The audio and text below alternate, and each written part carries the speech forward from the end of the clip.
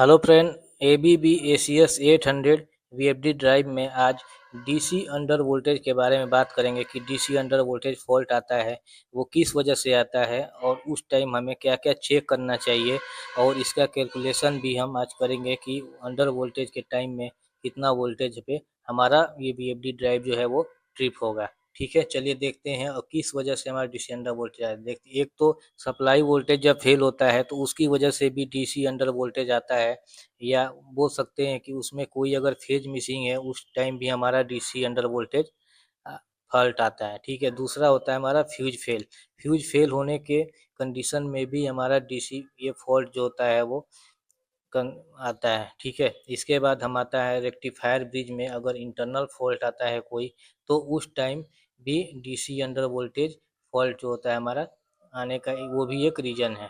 ठीक है, DC under voltage का अब हम कैलकुलेशन करते हैं। ट्रिप लिमिट जो होता है वो कितना है और कितना इसका सेटिंग क्या है। इसका देखिए, इसका बेसिक फार्मूला होता है 0.6 इंटू 1.35 इंटू वी मिनिमम। इस फार्मूले में हम वी मिनिमम वैल्यू रख के और कैलकुलेट कर सकते हैं कि हमारा अंडर वोल्टेज कितना आएगा। ठीक है, देखिए वी मिनिमम हो जाता है minimum value of supply voltage.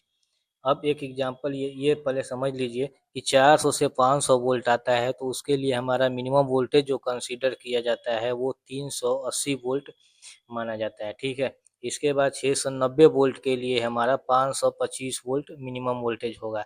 अब हम फार्मूले में निकाल के इजीली कैलकुलेट कर सकते हैं कि हमारा अंडर वोल्टेज के टाइम कितना वोल्टेज शो होगा।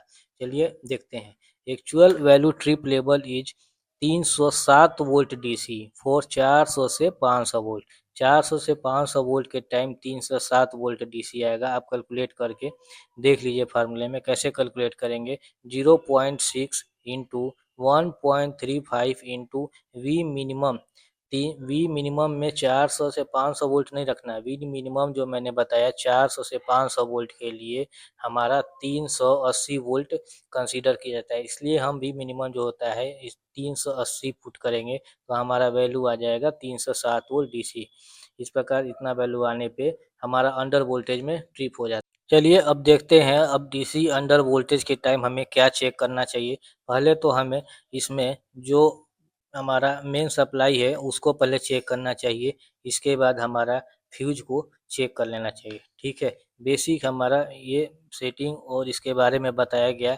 और वीडियो को लाइक और चैनल को सब्सक्राइब कर लीजिए। आगे इसी प्रकार से ABB में जितने भी फॉल्ट आते हैं उसको अच्छे से एक्सप्लेन करके